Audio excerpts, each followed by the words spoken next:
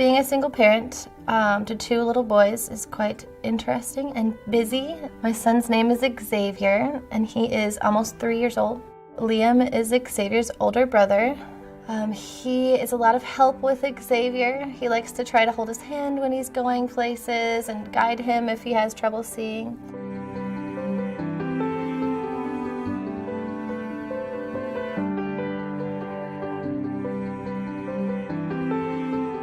So my son Xavier, when he was a baby, I noticed that he would constantly try to pull blankets up over his eyes and shy away from the sun, but also want to stare straight at the sun at the same time, depending upon its angle.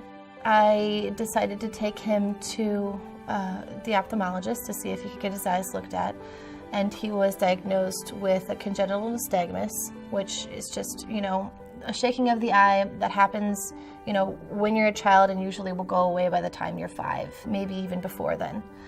But instead of anything ever getting better, I just noticed that his eyes just kept on shaking and almost getting worse in certain circumstances, such as when we would go outside or if I would take him into a brightly lit room. So I decided to contact Iowa City and come and see if I could kind of delve more into the depths of what was really going on here. And so when a child comes in, we do a battery of tests in the clinic, and to the child it just seems like we're playing. We have a lot of things that look like toys and games, but we're watching their eyes and watching their responses. So in Xavier's case, he had enough signs that were typical for achromatopsia that I thought we should first start with genetic testing. And very quickly we found that he has a mutation in the most common gene causing achromatopsia.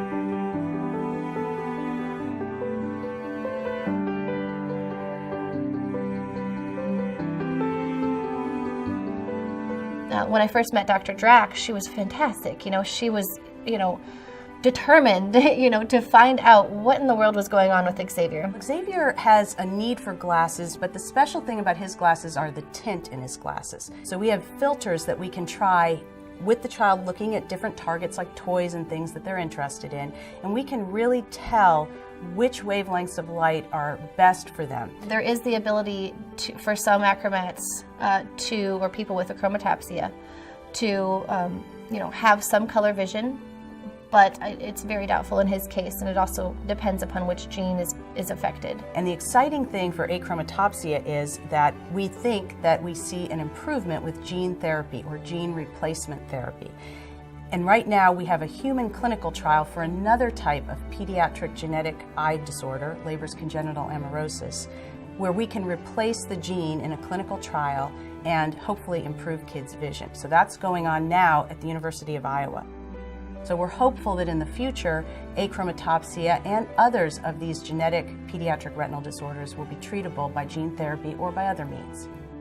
If we actually try to do the gene therapy before he's 9, we can actually save his color vision. We don't know if it would be 100%, but he would actually gain color vision, and now he could be one of the first to do the gene therapy replacement and see color again, and see as we do, enjoy the world that we see. For me, being an ophthalmologist is a really rewarding thing to do every day. But the most important part of it here at the University of Iowa is that we have clinician scientists, including myself, who can see patients on some days of the week and go to the lab and work on those same disorders the other days of the week. And I really think we're seeing such great strides recently in these genetic eye diseases that we're giving hope to a lot of people. We're going to see treatments and cures for a lot of these disorders in the near future.